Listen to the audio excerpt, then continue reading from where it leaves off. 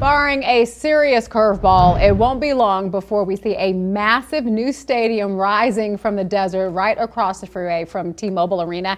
It will be the future home of the Las Vegas Athletics, who announced late last week that they plan to leave Oakland, California, and bring a Major League Baseball team here to Southern Nevada. So who will build the A's new home, and when will shovels actually be hitting the ground? News 3's Steve Wolford is live out at Las Vegas Ballpark in Summerlin with the latest on what we know about this project. Yeah, that's right, you guys. We're here at Las Vegas Ballpark because, as many of you know, the Aviators are the AAA farm club for the A's.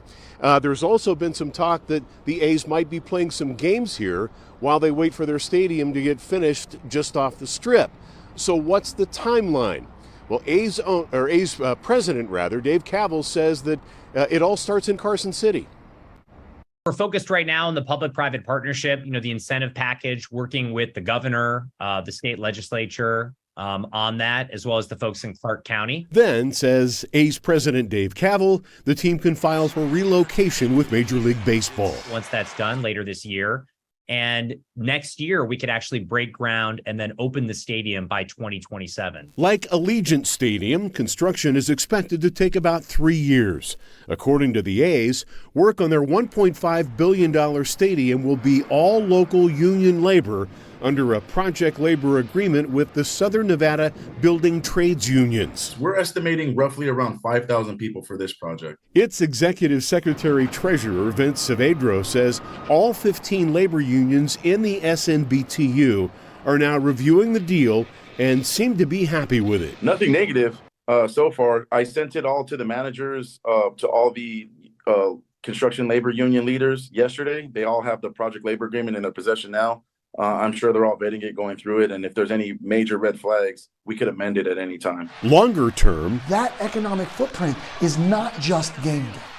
It is the business of sports. Economist Jeremy Aguero says the impact of the A's relocation will go well beyond the first pitch. He says it's the next big step in creating tens of thousands of new jobs as Las Vegas continues to evolve as a destination.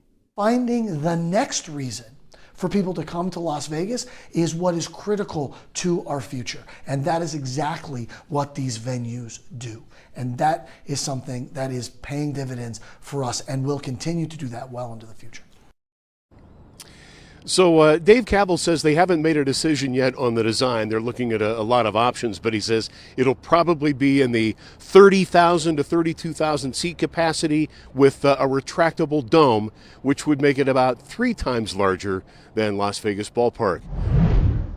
A good representation of who we are and how we care about our city and the people that are being victimized here. Tonight we're tracking concerns about the space in the shadow of the Strip that could be the new home of the Athletics baseball team. Tropicana and Polaris, the site of a proposed billion-dollar stadium known right now as a heavy sex trafficking site. Good evening, everyone. I'm Jim Snyder. And I'm Marie Mortera. News 3's Katie Munch explains what work law enforcement is doing to curb crime in the area. Metro has a team dedicated to improving the issue, meeting with businesses in the area on a monthly basis and providing sex trafficking victims with resources.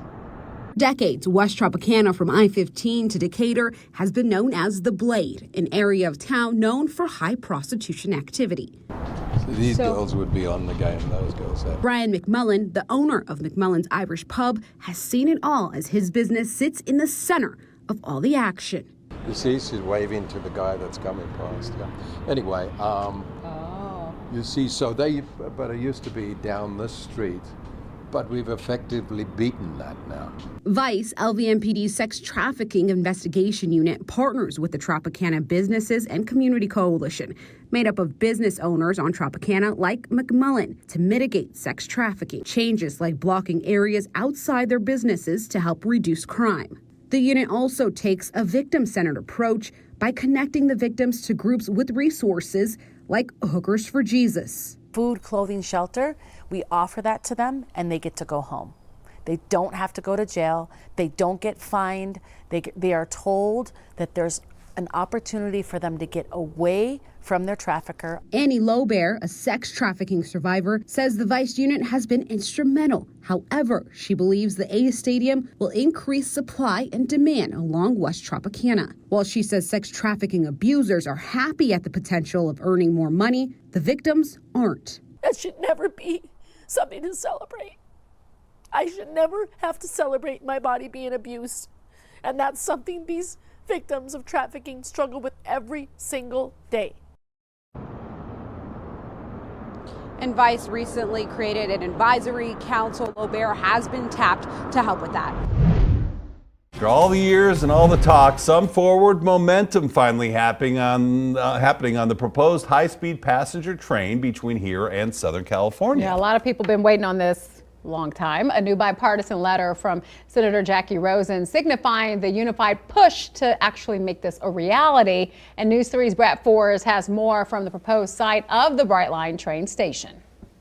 This site here near Blue Diamond and I-15 is where Brightline is set to build its new train station, bringing people from Rancho Cucamonga in Southern California here to Southern Nevada, vice versa. Now, this has been all talk for many years, but there's a new federal funding opportunity breathing new life into it, and leaders are saying it's finally going full steam ahead. High-speed rail between Southern California and Las Vegas. A tale as old as time. We've been talking about high-speed rail between Southern California and Las Vegas for my entire life. So I understand people's reason for being skeptical. Will it finally happen? Clark County Commissioner Michael Naft thinks so. The Las Vegas train station would be in his district, just south of the Strip near Harry Reid Airport. Really close proximity to the 15.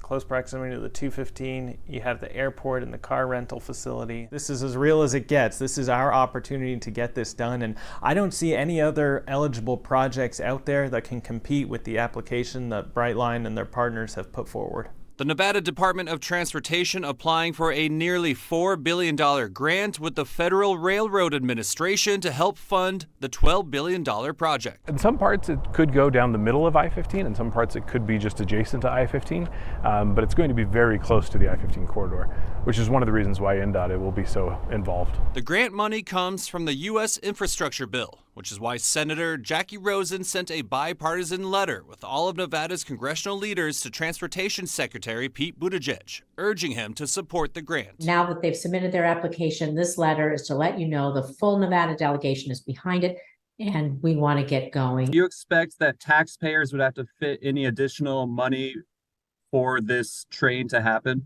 All this money is coming from the federal government through the infrastructure law, paying for about a third of the project.